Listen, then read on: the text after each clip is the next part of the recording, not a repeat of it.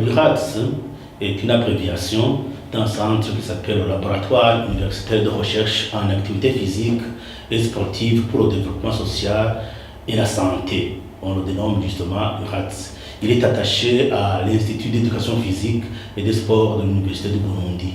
Et il a été lancé officiellement en date du 27 décembre 2017 au campus Kiriri par le directeur de la recherche et de l'innovation.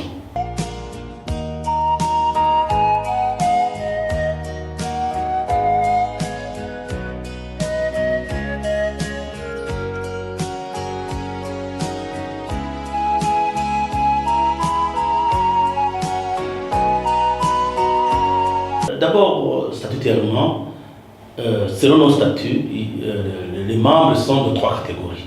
Il y a des membres qui sont permanents, c'est-à-dire des chercheurs attachés au laboratoire à titre principal et justifiant d'une activité ou d'une production scientifique dans les thématiques qui sont assignées au laboratoire. L'autre catégorie, il s'agit des membres qui sont temporaires, c'est-à-dire des chercheurs contractuels effectuant leurs recherches au laboratoire et avec aussi des doctorants ou des post-doctorants qui sont inscrits sous la responsabilité d'un des membres permanents du laboratoire. La troisième catégorie, c'est des membres, ce que nous appelons des membres associés, qui sont des chercheurs d'une autre unité de recherche, mais qui collaborent activement avec notre laboratoire.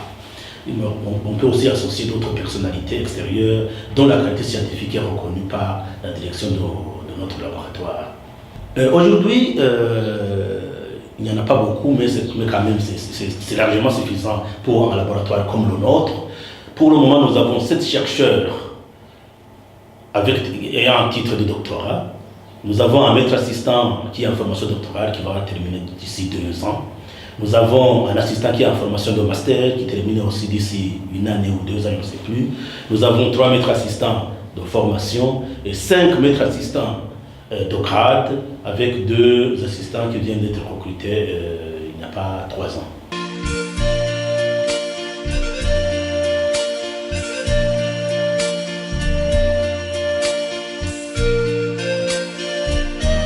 L'URATS a plusieurs objectifs.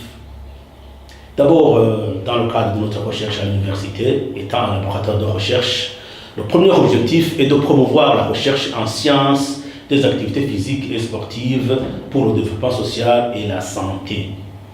L'autre objectif, c'est d'assister, mais de conseiller les services, tant publics et privés, dans les domaines relevant des sciences et techniques des activités physiques et sportives, de jeunesse, mais aussi de loisirs, ce qu'on appelle les JL. Il va aussi contribuer à la formation des étudiants, des chercheurs et des utilisateurs des applications des sciences et techniques des activités physiques et sportives, comme j'ai dit aussi, de jeunesse et de loisirs. Et il va aussi aider à recueillir et de diffuser l'information en matière de sciences des activités physiques et sportives. Toujours c'est dans le même ordre d'idées. Il va permettre dans les domaines qui intéressent les activités physiques, un développement harmonieux de la santé, tant de l'individu que de la société. À côté de ces objectifs qui sont assignés en principe à tout laboratoire de recherche, les membres du laboratoire, l'URATS, doivent contribuer à la synthèse des connaissances existantes et des expériences acquises dans les domaines des sciences et techniques des activités physiques et sportives, jeunesse et loisirs, et en particulier celles intéressant directement notre pays, le Burundi. Il faut aussi que les membres du l'URATS aident à promouvoir des études et des recherches dans les domaines des sciences, des activités physiques et sportives pour le développement social et la santé. Mais c'est aussi ces membres doivent assurer l'accueil et l'encadrement des stagiaires, des doctorants, de jeunes chercheurs et des enseignants chercheurs qui sont assimilés. Bon, nous devons aussi organiser des stages, des séminaires, des colloques à l'intention d'autres chercheurs, d'autres enseignants, et des fonctionnaires de l'administration, mais aussi des cadres des entreprises publiques et privées.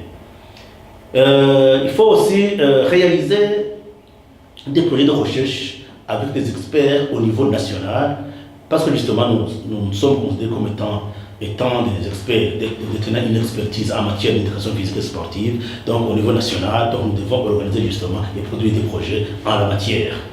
Mais aussi nous devons mettre à disposition du public un service de consultance, comme je le disais, et d'expertise dans le domaine de ces sciences des activités physiques et sportives. Tout en sachant que tout ce qui a été produit doit être diffusé. Il faut diffuser justement le savoir et valoriser les recherches sur le plan national, régional et aussi international. Et surtout, nous devons établir des liens de collaboration avec d'autres institutions, parce que justement, on ne peut pas travailler en vase clos. On doit établir des liens de collaboration avec d'autres institutions, tant au niveau national qu'au niveau international.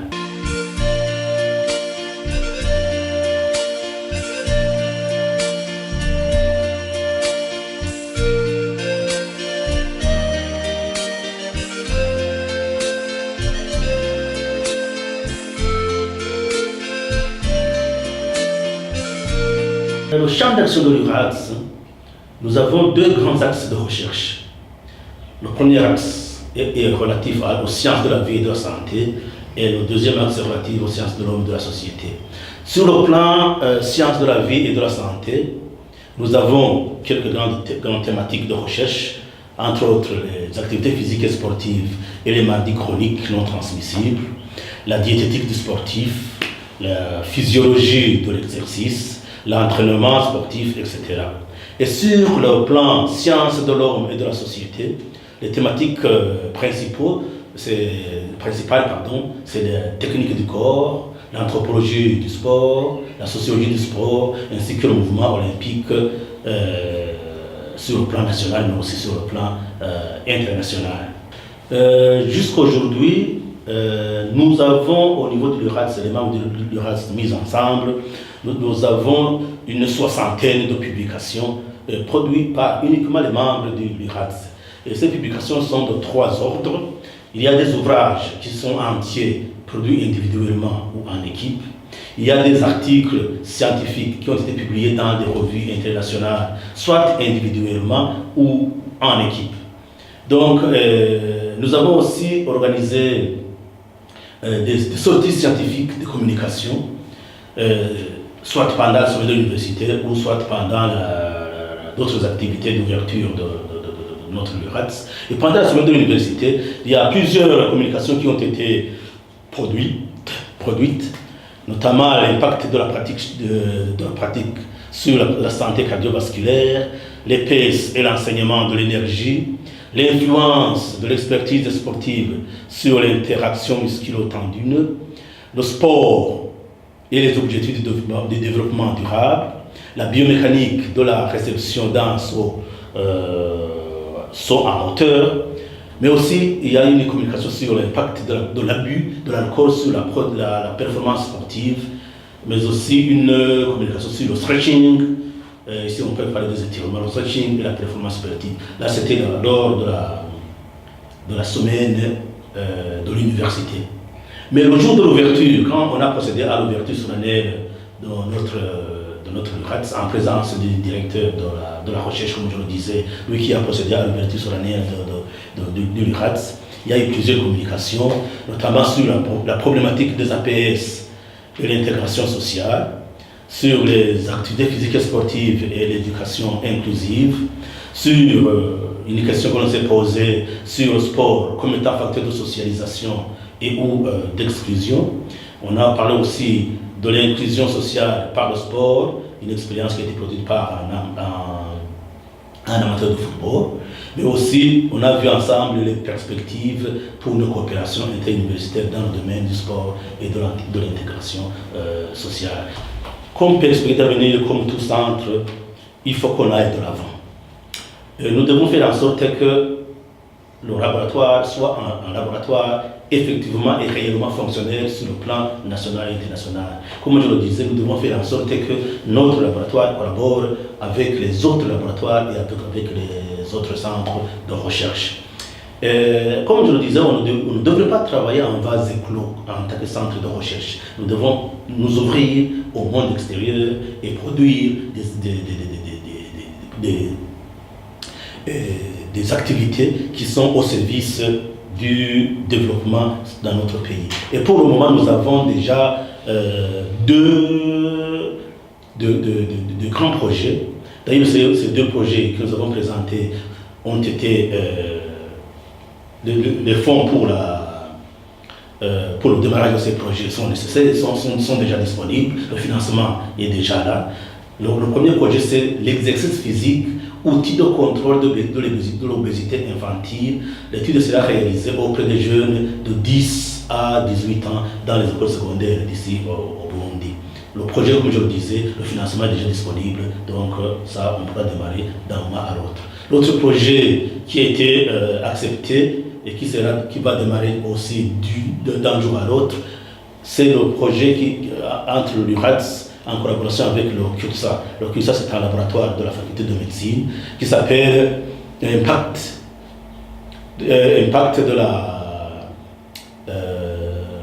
du sauna. Le sauna. Vous savez qu'aujourd'hui, on pratique le sauna dans tout surtout ça au Bujumbura. Donc, impact de la pratique du sauna sur la santé.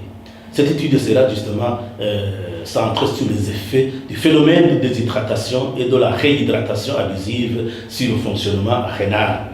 Et là, ça sera, comme je le disais, en collaboration avec le CURSA, le laboratoire de la faculté de médecine. Et aussi, très important, on n'avait pas encore ouvert le master à l'IEPS et nous comptons très prochainement démarrer un master professionnel qui va s'intituler globalement un master en activité physique, sport et art, que nous comptons démarrer d'ici peu. On est en train d'affiner et puis je pense que d'ici l'année prochaine, avec le démarrage des nouveaux masters, on sera là-dedans, on va démarrer. Voilà les grands projets que nous disposons.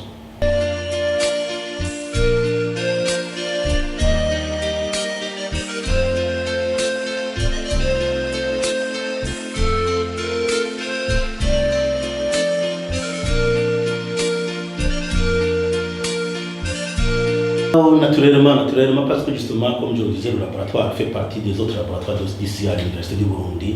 Vous savez, nous cherchons encore, on n'a pas encore eu les moyens qu'il faut. Mais comme nous sommes aujourd'hui obligés de travailler avec l'ouverture de l'école doctorale, aucune faculté ou institut ne peut prétendre ouvrir un master, encore moins une école doctorale, sans avoir les moyens qu'il faut pour le fonctionnement de ce laboratoire. Le laboratoire doit fonctionner parce que justement les étudiants au master doivent évoluer dans un laboratoire bien fonctionnel. Et aujourd'hui justement nous avons des difficultés, comme d'ailleurs les autres centres de recherche et les autres laboratoires, nous avons des difficultés d'équipement. Mais nous pensons qu'avec le temps, nous allons nous équiper progressivement et l'université est derrière nous. Comme je vous le disais, le laboratoire, le LURATS, est au sein de l'Institut d'éducation physique et de sport. Donc les infrastructures qui sont à notre disposition sont les infrastructures de l'IEPS, donc les infrastructures de l'Institut. Et nous avons à notre disposition un grand gymnase, nous avons une piscine, nous avons une salle de musculation, même si les appareils ne sont pas neufs. Nous avons une salle de motricité, ce qu'on appelle la salle de danse habituellement. Nous avons des terrains de jeu, nous avons des terrains de football, des terrains de basket, des terrains de handball, des terrains de tennis, de cours, mais aussi nous avons aussi des tables de tennis de table, ce que nous appelons les tables de ping-pong. Donc voilà en gros ce que nous avons comme infrastructure.